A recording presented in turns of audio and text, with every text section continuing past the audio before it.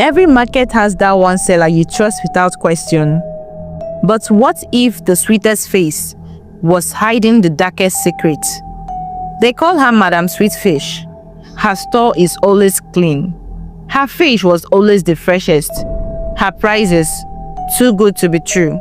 Customers came from far and wide. They said her fish had a taste no one else could match. And the customers, they kept coming back. But what if I told you that fish you just fried didn't come from any river or ocean? People say she doesn't shout like other traders. She doesn't beg. She doesn't fight. Yet, her fish is always sell out by noon. If only they knew what she really sold to them as fish.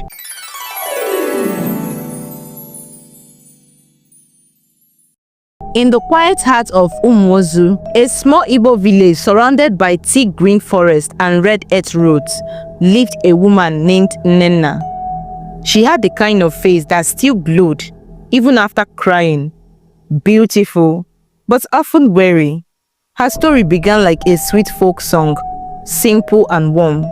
She married Obinna, the man her heart chose. Even though her parents had warned her, Obinna had no riches. No lands beyond the small farmland passed to him by his late father. But what he lacked in money, he made up for in kindness, patience, and a deep love that wrapped around Nnenna like a warm wrapper on a Harmattan morning. The villagers whispered, why would a girl like Nnenna marry a poor farmer? But she didn't care. She had her husband, their small house, and the joy of two healthy children, Kamsi, their quiet, observant son, and Chimamanda, their bubbly daughter, with a loud laugh that echoed through the compound. Obinna's farm was their only means of survival. He grew yams, okra, and cassava. During harvest, they would go to Eke market, sell what they could, and return home with salt, palm oil, and occasionally a tiny bag of rice as a treat. Life wasn't easy, but it was honest. And it was enough until it wasn't. One morning, Obinna woke up coughing. At first, they thought it was just catarrh. But days turned to weeks, and the cough got worse. His strong hands, once full of life, started trembling. His legs weakened. His laughter faded. Nnenna took him to Umuozu General Hospital, a faded building with peeling walls and nurses who walked like ghosts. He was admitted. But he wasn't getting better. The doctor spoke in circles. Test this, ingest that, try this medicine. Nnenna didn't understand half of what they said, but she nodded, paid, prayed, and waited. Soon, the small savings they had disappeared like morning dew. She sold her wrappers, her kitchen pots, even the small generator Obinna once bought during a good harvest year. Still, Obinna grew weaker. She went to his brothers, Ejike and Chukwuma, and begged them for help. Please, he's your brother. I have done all I can. Help me save him, she pleaded. Ejike scoffed. Is he not your husband? You said love is enough, didn't you? Chukwuma added. We are not rich either. It's not our duty to carry another man's burden. Shame burned her from the inside out. With nowhere else to turn, she tried to sell the farmland, the only land Obinna ever called his own. But the same brothers returned, full of fury. How dare you? That land is our father's land. You're only a woman. You have no rights, they thundered. But this land belongs to my husband, and I can sell it if I want to. Shut up, woman. You are just a woman. You do not have any right to sell any land. Do you understand? The elders didn't intervene. The villagers watched in silence. Obinna died one morning as the cock crowed. His eyes were open, fixed on the wooden roof. He did not speak a final word. Nnenna wailed like the sea. Her screams pierced the forest. She called on God. She asked the trees. She asked the wind, why? But the skies stayed silent. The worst had only just begun. 3 days after his burial, his brothers returned. No condolences, no food, no help.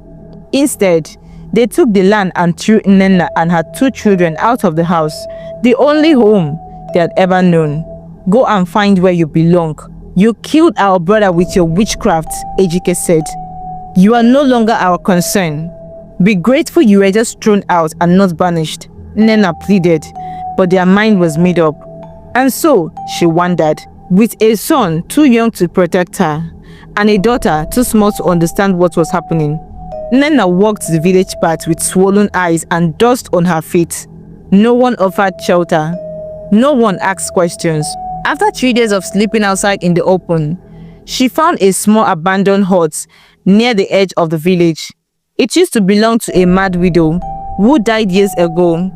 People said spirits roamed the place, but Nnenna didn't care anymore. She cleaned it. She patched the leaking roof with old sacks, and she moved in with her children. Umozu village rose each morning with the sound of crowing cocks and pistol strikes in mortars. But for Nnenna, each new day brought fresh reminders of how easily a woman could be forgotten, how grief could become her only inheritance, and her husband's death, the merciless eviction by his brothers. Nnenna was left with nothing, not even a patch of land to bury her pride. The same brothers Ejike and Chukwuma, who once laughed with Obinna during village meetings, now spat on the ground when her name was mentioned. They called her a witch. They claimed she killed Obinna with her bad luck. The land was seized in the name of tradition. The house was taken in the name of custom. And the people, they looked away. With no land to till, Nnenna became a wanderer in her own village. Every morning, before the first rooster stirred, she tied her faded wrapper and set out with her bamboo hose slung over her shoulder. She knocked on gates, stood at the edge of people's farms and asked for work. Sometimes they allowed her to read. Sometimes she fetched water from the stream. Sometimes she cooked and cleaned. And other times, they used her like a servant and paid her nothing. They would say, Nnenna, we'll pay you next week. Ah, madam, it's not much work now. Just help us. After all, you are idle. Some even mocked her. A whole madam farmer, reduced to a laborer. That's what love marriage brings, eh? At night, she would come home with blistered hands and a broken back. And some nights, there were nothing to eat, just silence, hunger, and the tears of a young girl trying to comfort a mother who had nothing left to give. Years passed like a slow-burning firewood.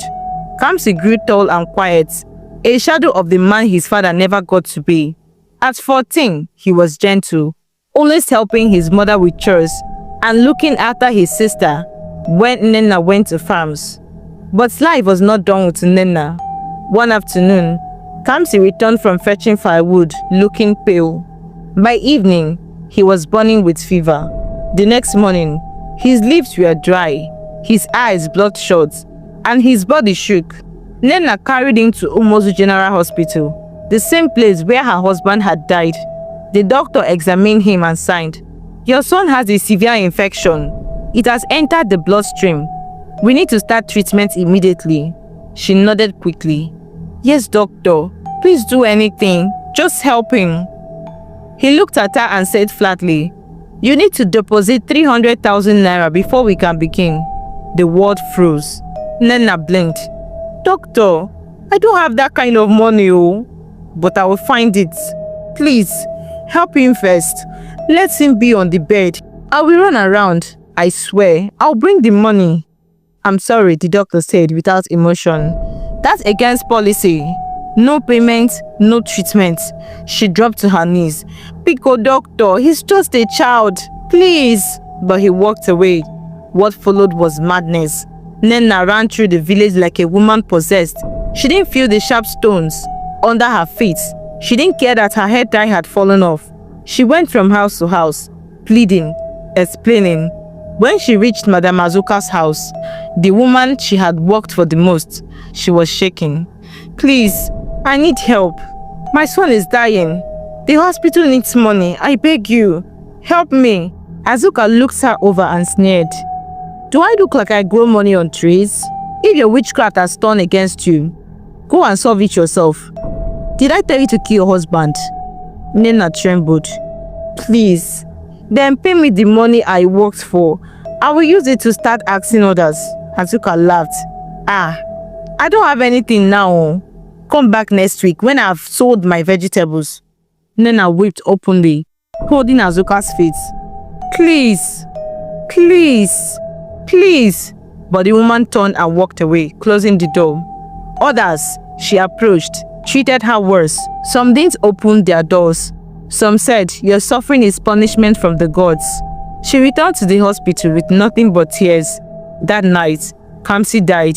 His body still warm, his eyes half open, like he was waiting for her return. Nnenna screamed. She clutched his body and howled into the night. No one came. No one knocked. Even the nurses stayed away, muttering about bad spirits. She sat by his bedside till morning. No food, no water, no sleep. For days, Nnenna refused to eat. Her daughter Chimamanda, now 15, tried to force her to drink water, to choose something, but her mother's soul had gone quiet.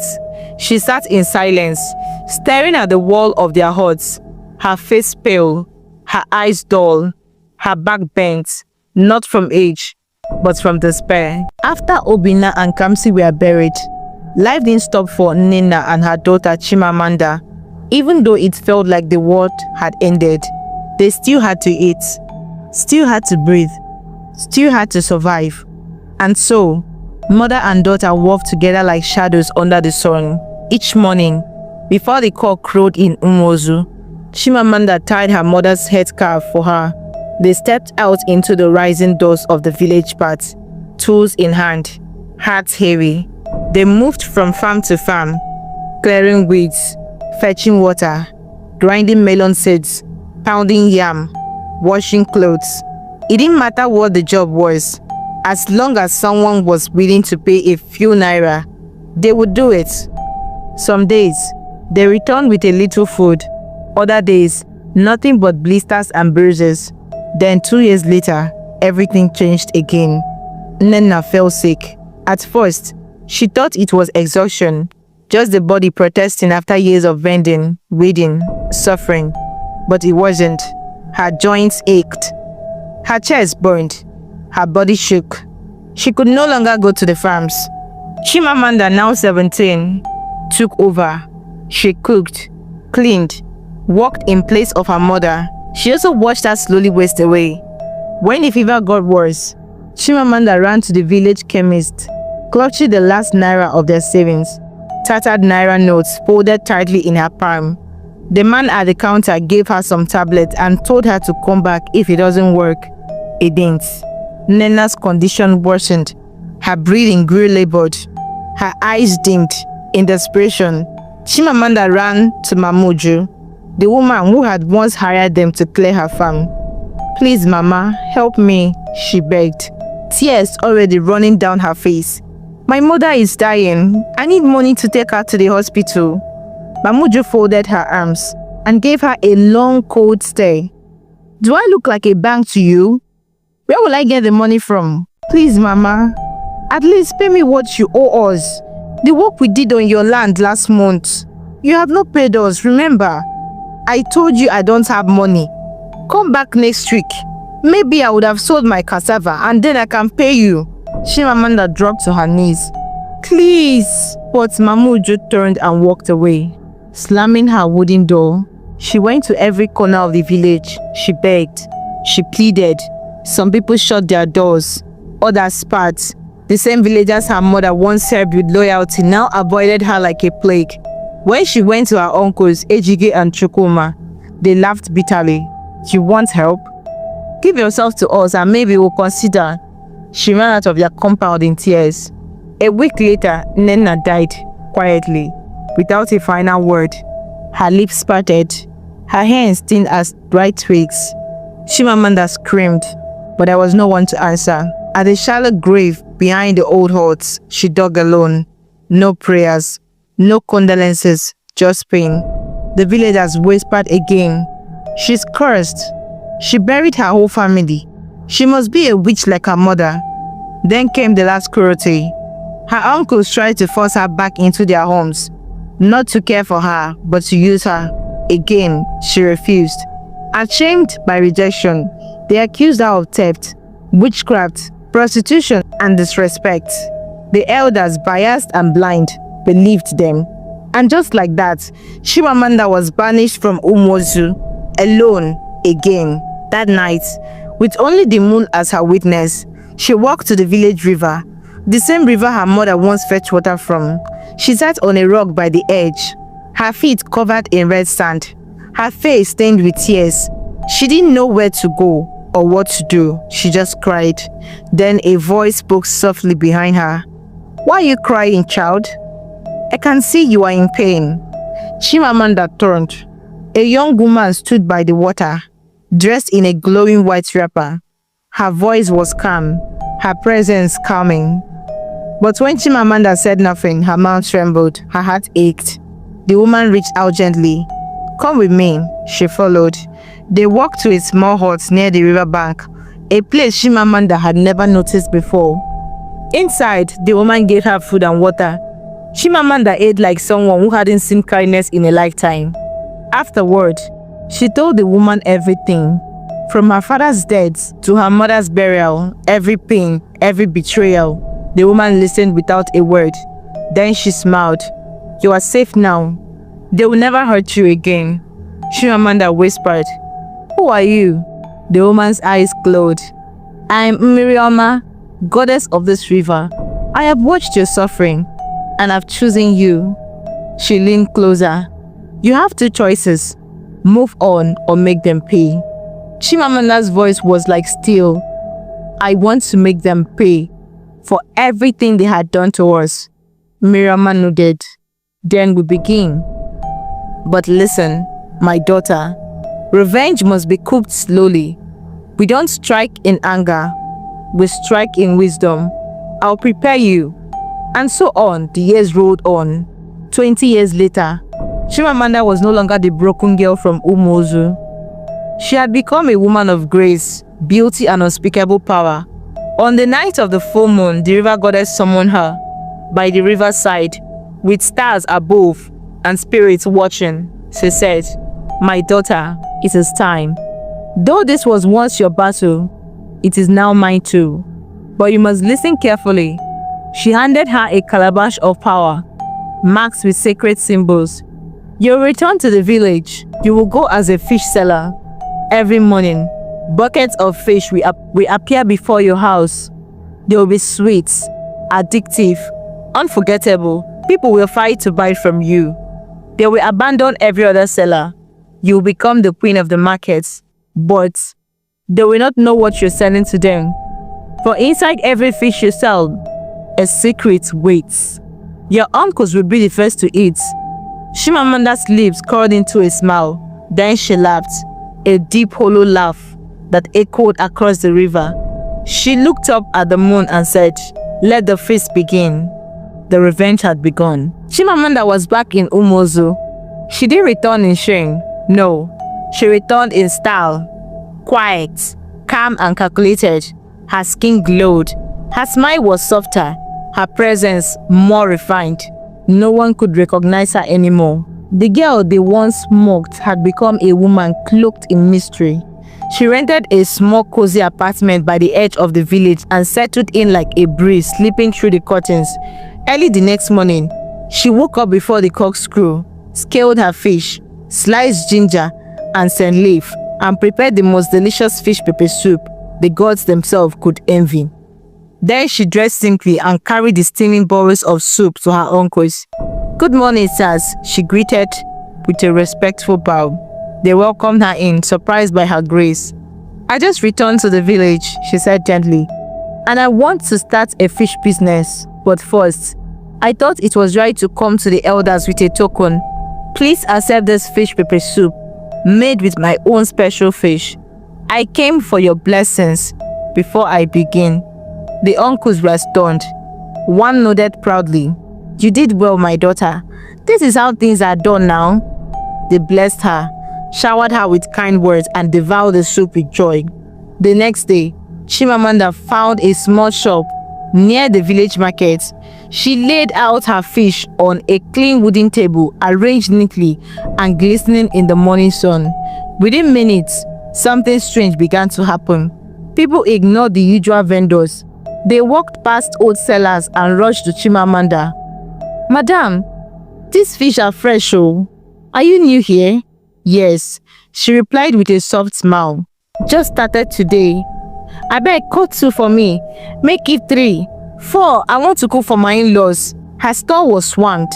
Her fish, soft, tender and unbelievably tasty, quickly became the talk of the village. By the end of the week, the entire village was cooking with Chimamanda's fish. They even gave her a name, Madam Sweet Fish. But what they didn't know, what they could never imagine, was that the sweetness had a price. Every night, just before midnight, something eerie would begin to unfold. A strange wind would blow through the village. One by one, men, women, even children would rise from their beds, eyes closed, silent, barefoot, like a trance. They'd walk in the dark, through the trees, toward the river. The goddess waited. The river opened, and the people walked into the water and never came back. Their bodies shimmered, shifted, and turned into fish. Dozens, then hundreds, swimming in circles under the moonlight. At dawn, the river goddess would gather them, gleaming, silvery, fat, and deliver them to Chimamanda's doorstep. She would wake up, smile at the heap of fresh fish, and carry them to her shop. Then business would begin again. Same customers, same smiles, unaware they were eating their friends, their neighbors, their own children. Yet, no one ever stopped buying. Why would they? The fish was cheap. The fish was soft, and the taste unforgettable. Soon, buyers started arriving from neighboring villages. Her fame grew. Madam Sweet Fish. Madam Sweet Fish became a household name across 7 communities. Meanwhile, other fish vendors sat in silence. Their tables were dry, their pockets empty. How is a fish so sweet? Why is it so cheap?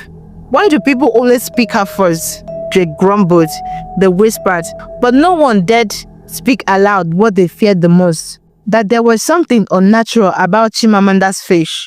And still, every night, more villagers vanished into the river.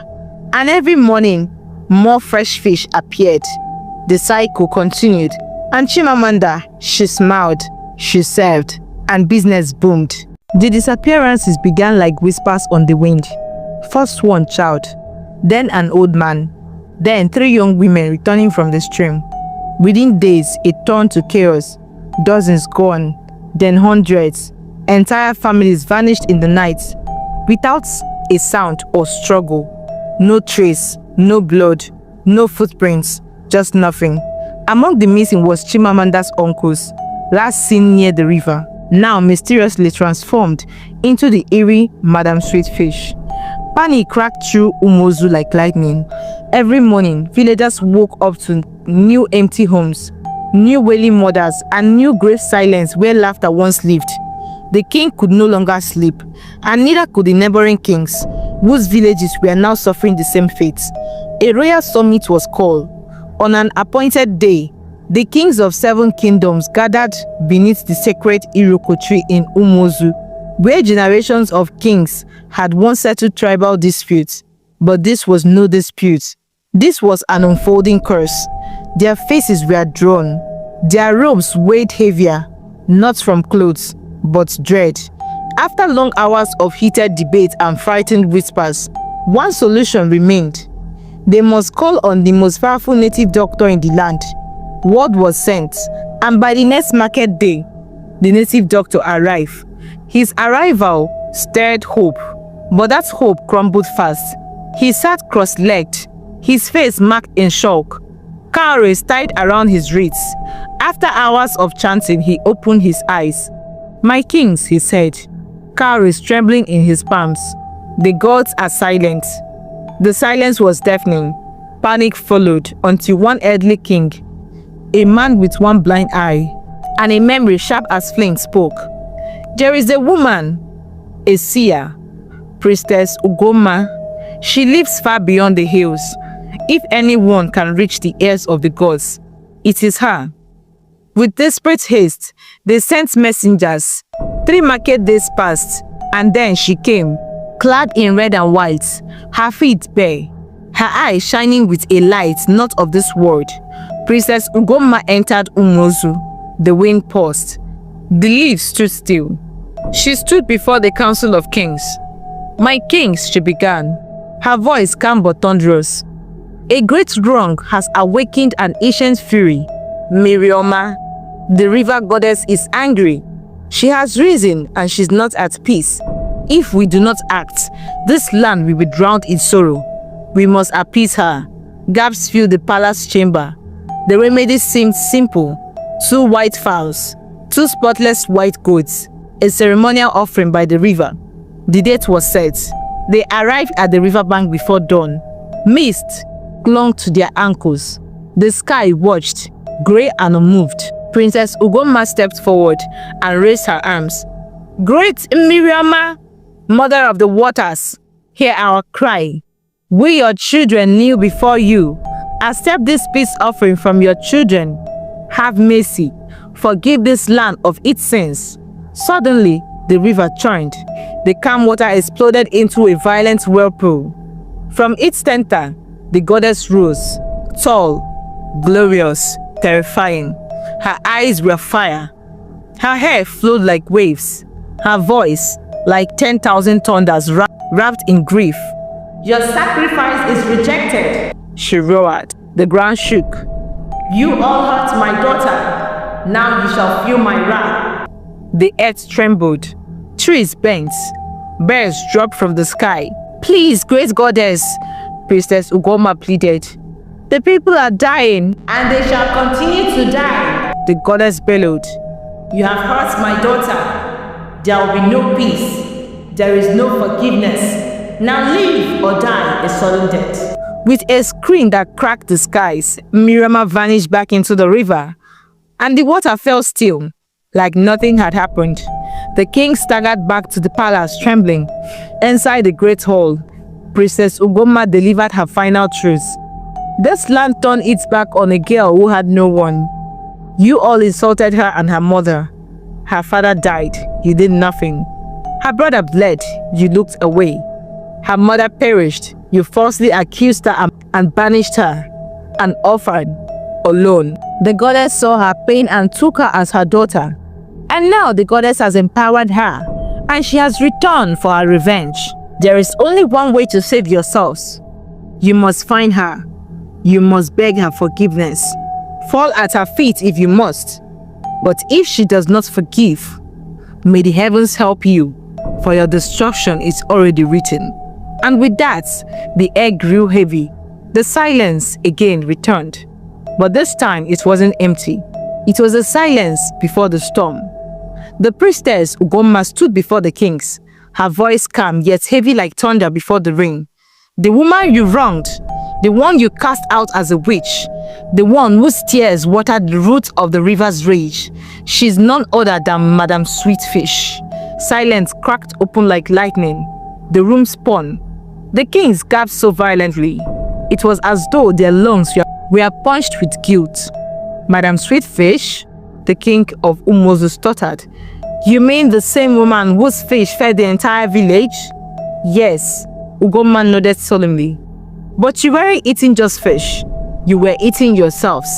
The missing villagers, every last one of them were transformed into fish and sold back to their own people." The kings clutched their stomachs, eyes wide with horror. One gagged. "We must stop the people at once. Sound the town crier. Stop them from eating anymore." Within the hour, drums rolled. The town crier marched through the village, his voice shaking the earth. "People of Umozu, I have a special announcement. Listen carefully. Do not eat the fish from Madame Sweetfish. I say again, do not eat the fish from Madame Sweetfish. The fish is our flesh. The fish is your brother, your sister. It is your very own soul. It is your very soul." People stopped in their tracks. Women screamed. Pots of pepper soup were hurled to the ground. Some fell to their knees in horror. I ate Mama Ifoma. I ate her, one woman wailed, tearing at her wrapper. Oh my goodness, what are we eating? Human beings as fish, another cried. Tufiakwa, abomination. The other woman replied in shock. My sister, I don't know what to do. This whole thing is killing me. I cannot believe I'm eating a human being who transformed into a fish, oh, because of our land, oh. Please protect us. Another woman wailed. I can't believe Madam Sweetfish is the same Chimamanda whom her family died and we accused her of being a witch. And she was banished from this land. I can't believe she returned to take her revenge. And that's too, sell human beings as fishes. Ekwa, Tufiakwa, abomination. I pray she forgives us, another whispered, clutching her chest. I don't want to sleepwalk into the river and turn into a fish. Men stood quietly, their minds reeling. Since you have been eating people, one said, I wonder who I've eaten. Maybe your in-laws, his friend whispered grimly. My brother, oh, another said. I don't even want to think about it. I don't want to imagine that I've been eating human beings as fish because of our land, oh. Come and save us. That evening, the king of Umos, trembling like a leaf in the Harmattan breeze, knocked at the door of Chimamanda. She stepped out slowly, having heard that the villagers already know the truth. Her beauty was radiant but cloaked in grief. Her eyes ancient like someone who had seen more pain than her years should permit. Her voice was flat and cold. What are you doing here? The king knelt without shame. My daughter, forgive our ignorance. We believed lies. Your uncles, we know what they did, but they are no more, seeing that the villagers has eaten them as fishes, swallowed by the very cause they helped create. We come in sorrow, in repentance. Please, save your people. But Chimamanda's face didn't soften. I begged, she said, voice low. I pleaded. No one listened. You called me a witch. You let me starve. You watched me suffer and you did nothing. And now, you want forgiveness? He begged again. Days passed. Still, Chimamanda would not speak. Until one day, the entire village, old and young, poor and rich, gathered at her home. They wept. They pleaded. They laid bare their shame. And something shifted in her heart. She stepped outside, voice steady. I will forgive you. Not because you deserved it. Not because I have forgotten. But because I know what it means to hurt. And I wouldn't wish it on another soul.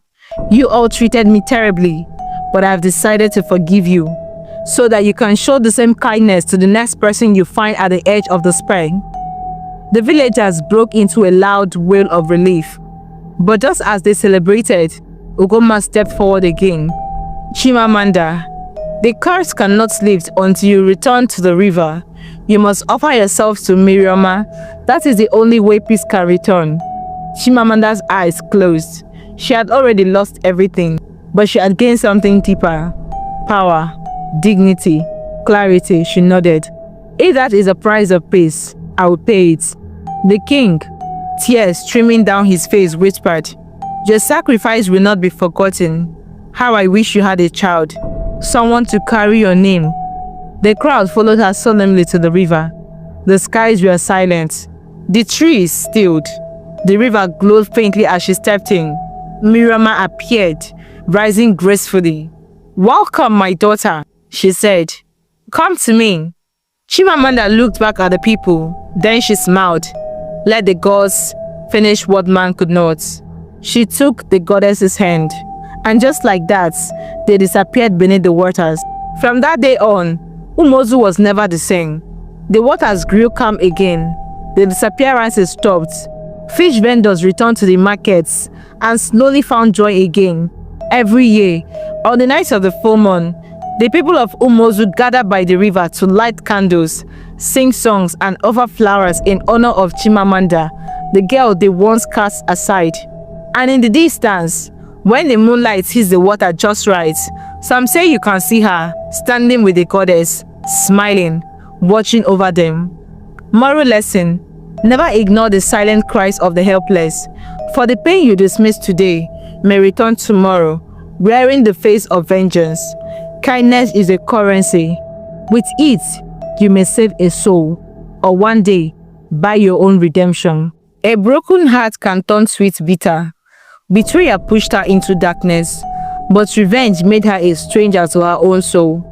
Be careful how you treat the quiet ones. Not everyone heals with grace.